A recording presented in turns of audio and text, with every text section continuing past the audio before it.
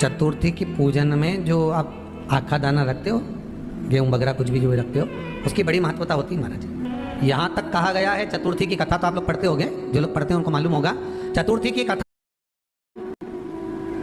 चौथ माता के व्रत में वर्णन किया गया है कि वो आखा दाना जो रखा जाता है, मान लो कोई जरूरी काम होता है तभी आखा दाना को रखा जाता है, संभाल के रखते हैं कि हम इस काम के लिए जा रहे हैं और हमारा ये कार्य सफल होना चाहिए। तो जिसने चतुर्थी का व्रत करा है, जिसने चंद्रदेव का पूजन करा, चतुर्थी का व्रत करा, वो गणेश जी से विनती करके वहां से 2-4 आखा दाना उठा ले, और जो व्यक्ति का काम अटक रहा है अपने ही घर का, पर दूसरे कुल को नहीं देना, अपने ही कुल के अंतर्गत जो काम अटक रहा है उसकी जेब में, उसके पल्लू में उस चीज को रख दिया जाए। तो चतुर्थी जो अगली आती है, जैसे आप महीने की करते हो तो महीने की, और आप जैसे करते हो कि 4 अलग बड़ी बड़ी चतुर्थी करते हो तो उसके अनुसार आपका कार्य सिद्ध होता ही है। उस आखे दाने का इतना महत्व होता है क्योंकि चतुर्थी का व्रत करने वाली माता जब व्रत करती है तो स्वयं चतुर्थी की कथा में लिखा हुआ है कि पार्वती जी गणेश जी से चतुर्थी की कथा बचवाती है। तो चतुर्थी की कथा जब होती है तो उसको स्वयं गणेश जी बाच रहे हैं। तो व्रत कौन सुन रही है? माता पार्वती। और आपने जो आखा दाना लिया वो गणेश जी के भाव से लिया, गणेश जी से निवेदन करके, विनय करके, प्रार्थना कर उसको प्राप्त किया। तो जिनकी यहाँ संपदा की कमी होती है, वैभव की कमी होती है, लक्ष्मी की कमी होती है, प्रतिष्ठा की कमी होती है,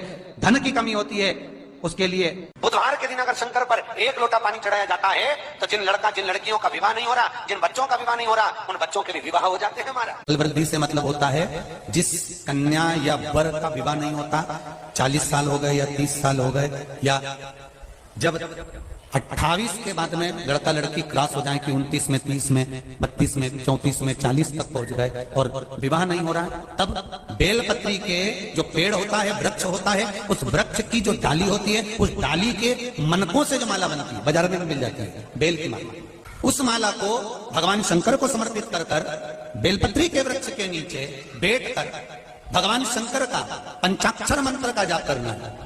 कौन सा मंत्र है? पंचाक्षर मंत्र कल बताया था, नमः शिवाय। अगर रसोई घर से भोजन में तुलसी डलकर अगर ठाकुर जी के सामने वो थाली रखी तो ये पक्का है वो थाली ठाकुर जी नहीं जीमेंगे, क्योंकि उसमें तुलसी रखी हुई आई है।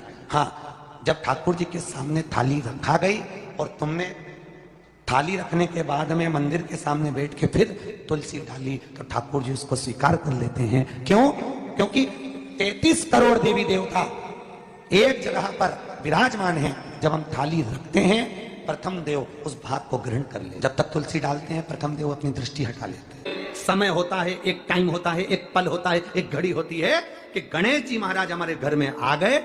गणेश जी की सबसे पहली जो आरती हो, उस आरती के समय पर अगर धूप बत्ती जलाई जाए या गोबरी को जलाकर उसमें गूगल छोड़ी जाए और गूगल छोड़ने के बाद गणेश जी का नाम ध्रुम वर्ण कह दिया जाए तो गणेश जी को तुम्हारे घर की पूजा स्वीकार करना पड़ती है। बस वो समय हम जानते, हम तो बस उतना जानते हैं कि शिव महापुराण में लिखा और मुद्गल पुराण में लिखा, गणेश पुराण में लिखा, गणेश जी का एक नाम होता है ध्रुम वर्ण। क्या नाम है? ध्रुम वर्ण गणेश जी का एक नाम होता है। जब हम धूप जलाकर और धूप लगाने के बाद में गणेश जी की सबसे पहली आरती करने के पहले अगर हम सबसे पहली आरती गणेश जी की कर रहे हो, अपने घर में स्थापना कर रहे हो, बिठा रहे हो, और तुम चाहते हो कि गणेश जी मेरे घर में आके मेरी पूजा को स्वीकार करें और जो मांगू मेरा गणेश मुझे दे 10 दिन के अंदर, तो पहला नाम लेकर पुकार लेना ध्रुम वर्ण विनायक, बैठो, बस काम हो गया। वो फिर ही होकर आता। सुंदर जोड़ी थी शंकर और पार्वती की, सही है कि गलत है? कभी नहीं झगड़ते थे। इसलिए पृथ्वी पर ना तो लक्ष्मी जी के व्रत हैं, ना ब्रह्माणी के व्रत है, ना इंद्राणी के व्रत है। अगर पूरी पृथ्वी पर सबसे ज्यादा व्रत किसके हैं? माता पार्वती। तीज का व्रत किसका? पार्वती का। चतुर्थी का व्रत किसका? पार्वती का। चौथ का व्रत किसका? पार्वती का। छठ का व्रत किसका? पार्वती का। जितने व्रत है सब माता पार्वती। गणेश जी मैया को प्रसन्न करने के लिए 8 रूप में धारण करते हैं। 8 रूप भगवान गणेश जी ने धारण किया। एक मयूरेश्वर गणेश, दूसरा सिद्धि विनायक, तीसरा बल्लालेश्वर, फिर वरद विनायक, फिर चिंतामणि, फिर गिरजात्मज, फिर भगवान गणेश विघ्नेश्वर अष्ट विनायक, फिर महागणपति। ऐसे गणेश जी के 8 नाम हुए। उस समय तिजोरी के अंदर जो गणेश की प्रतिमा रखी जाती है, किस नाम से रखी जाती है? तो तिजोरी में हम जो गणेश की प्रतिमा रखते हैं वो वरद विनायक के नाम से रखते हैं। कौन सा गणेश? वरद विनायक के नाम से तिजोरी में गणेश रखते हैं। और वरद विनायक के नाम से गणेश जी तिजोरी में रखाते हैं। आपको कथा में कहा था, घर में सीधी सूंड का गणेश और व्यापार व्यवसाय ऑफिस में उल्टी सूंड का गणेश होना चाहिए। वरद विनायक को तिजोरी में। जब मकान का गृह प्रवेश होता है तो गणेश जी की पूजन जो दरवाजे पर करी जाती है उसे सिद्धि विनायक गणेश कहते हैं। कौन सा गणेश? सिद्धि विनायक। जब हम घर में शुभ कार्य हो, बंदरवाल लगाएं, कोई दरवाजे पर शुभ लाभ लगाएं या स्वस्तिक बनाएं या माताएं दरवाजे पर रंगोली डालें तो उसी समय पर सिद्धि विनायक के नाम से रंगोली डालना चाहिए। तो घर में लक्ष्मी बढ़ती है, सिद्धता बढ़ती है। याद रखिए, कभी भी गणेश जी को, मिट्टी के गणेश जी लाते हो भादो महीने में, तो विसर्जन करो तो विसर्जन के समय पर 2 बिंदी, एक कंकु की एक हल्दी की, दीवार पर जरूर लगा देना चाहिए। क्यों? क्योंकि गणेश जी हमारे यहाँ आते हैं तो रिद्धि सिद्धि के साथ आते हैं, पर जब गणेश जी जाते हैं अगर हम बिंदी नहीं लगाते हैं तो गणेश जी अपनी रिद्धि सिद्धि को साथ में लेकर चले जाते हैं। पति के साथ पत्नी वापिस चली जाती है। जब हम बिंदी लगाते हैं तो उसका मतलब होता है कि हमारे घर की बहू हमारे घर में रहे, बेटा भले भ्रमण के लिए जाए। तो गणेश जी जाते हैं, रिद्धि सिद्धि घर में रह जाती है। इसलिए रिद्धि सिद्धि को घर में रखने के लिए 2 बिंदी लगाना चाहिए, एक कुंकू की एक हल्दी, रिद्धि सिद्धि। गणेश जी की प्रियता है दुर्वा। क्या प्रियता है? दुर्वा। कितनी दुर्वा गणेश जी को समर्पित करी जाती है? मात्र 5। कितनी? आज के जमाने में लोग गट्टा बनाकर चढ़ा दें, वो अपनी जगह पर 5 दुर्वा पंचम इंद्रियों को वश में करने के लिए और भगवान के 5 जो स्वरूप हैं उनको अपने भीतर उतारने के लिए 5 दुर्वा।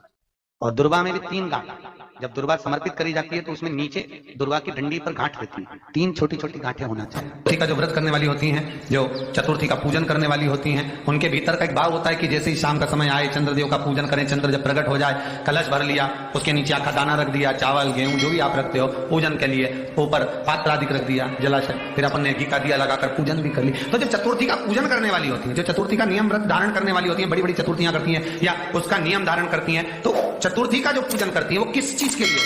केवल संतान, पुत्र, परिवार, हमारा कुटुंब, हम जिस कुल में हैं, हमारा कुल वैभव की ओर बढ़े, संपदा की ओर बढ़े और उसकी आयु बढ़े, उसकी आयु बढ़े, वैभव बढ़े। बहुत ध्यान दीजिएगा महाराज। चतुर्थी की पूजन में जो आप आखा दाना रखते हो, गेहूं वगैरह कुछ भी जो रखते हो, उसकी बड़ी महत्वता होती है महाराज। यहां तक कहा गया है, चतुर्थी की कथा तो आप लोग पढ़ते होंगे, जो लोग पढ़ते हैं उनको मालूम होगा। चतुर्थी की कथा में लिखा है, चौथ माता के व्रत में वर्णन किया गया है कि वो आखा दाना जो रखा जाता है, मान लो कोई जरूरी काम होता है तभी आखा दाना को रखा जाता है। संभाल के रखते हैं कि हम इस काम के लिए जा रहे हैं और हमारा ये कार्य सफल होना चाहिए। तो जिसने चतुर्थी का व्रत करा है, जिसने चंद्रदेव का पूजन करा, चतुर्थी का व्रत करा, वो गणेश जी से विनती करके वहां से 2-4 आखा दाना उठा ले और जो व्यक्ति का काम अटक रहा है अपने ही घर का, पर दूसरे कुल को नहीं देना, अपने ही कुल के अंतर्गत जो काम अटक रहा है उसकी जेब में, उसके पल्लू में उस चीज को रख दिया जाए। तो चतुर्थी जो अगली आती है, जैसे आप महीने की करते हो तो महीने की, और आप जैसे करते हो कि 4 अलग बड़ी बड़ी चतुर्थी करते हो तो उसके अनुसार आपका कार्य सिद्ध होता ही है। उस आखे दाने का इतना महत्व होता है क्योंकि चतुर्थी का व्रत करने वाली माता जब व्रत करती है तो स्वयं चतुर्थी की कथा में लिखा हुआ है कि पार्वती जी गणेश जी से चतुर्थी की कथा बचवाती। चतुर्थी की कथा बाची किसने थी? स्वयं गणेश जी महाराज। और सुनी किसने थी? माता पार्वती। बाचने वाले गणेश जी थे, सुनने वाली माता पार्वती। तो चतुर्थी की कथा जब होती है तो उसको स्वयं गणेश जी बाच रहे हैं। तो व्रत कौन सुन रही है? माता पार्वती। और आपने जो आखा दाना लिया वो गणेश जी के भाव से लिया, गणेश जी से निवेदन करके, विनय करके, प्रार्थना करके उसको प्राप्त किया। जितने आस्था चैनल पर कथा सुन रहे हो, जितने फेसबुक और यूट्यूब पर सुन रहे हो, और जितने इस छत्तीसगढ़ की पावन धरा पर बैठकर सुन रहे हो, बहुत सावधानी से सुनना। एक छोटा सा कपूर का टुकड़ा जब आरती में जलाया जाता है तो ये कपूर क्यों जलाते हैं? इस कपूर का महत्व क्या है? इस कपूर का कारण क्या है? ये कपूर है कौन जिसको हम आरती में जलाते हैं? क्या जरूरत है इस कपूर को आरती में जलाने की? क्या जरूरत है इसको यज्ञशाला में जलाने की? क्या जरूरत है इस कपूर को पूजन में जलाने की? स्वयं गुरु बाबा कहते हैं, यदि कोई आरती में, पूजन में, घर में एक कपूर का टुकड़ा आरती के बाद में जब समर्पित करेगा तो उसको अश्वमेध यज्ञ का पुण्य प्राप्त हो जाएगा। अश्वमेध यज्ञ के पुण्य को पाने के लिए कपूर का टुकड़ा आज भी आरती में जलाया जाए। एक कपूर का टुकड़ा सुख का, इसीलिए हमारे यहाँ शास्त्र कहता है महाराज, जब आपको घर में अगर ऐसा लगने लगे कि 15 दिन से बहुत बेचैनी है, बहुत दुख तकलीफ लग रही है, कोई ना कोई बीमार पड़ रहा है, कुछ ना कुछ तकलीफें लग रही है, तो एक पीपल का पत्ता ले लो, उसके ऊपर कपूर का टुकड़ा ले लो, सारे घर में घुमाकर उसको दरवाजे के बीच मध्य में जलाकर रख दीजिए। थोड़ी सी जला 20 से 25 मिनट के अंदर मकान में एनर्जी वापस आ जाएगी, उस भवन में एनर्जी वापस आ जाएगी। 20 से 25 मिनट के अंदर एनर्जी वापस। लग रहा है कि यहाँ नेगेटिव है तो उसको पॉजिटिव बनाया जा सकता है। रात को 12 बजे शंकर जी के मंदिर में शिवलिंग पर चढ़ी हुई बेलपत्री को उठाकर शंकर मंदिर का शिखर देखकर चबा चबा कर खा लीजिए। आपके पाँव के घुटने बदलने की जरूरत नहीं पड़ेगी, ऑपरेशन की जरूरत नहीं।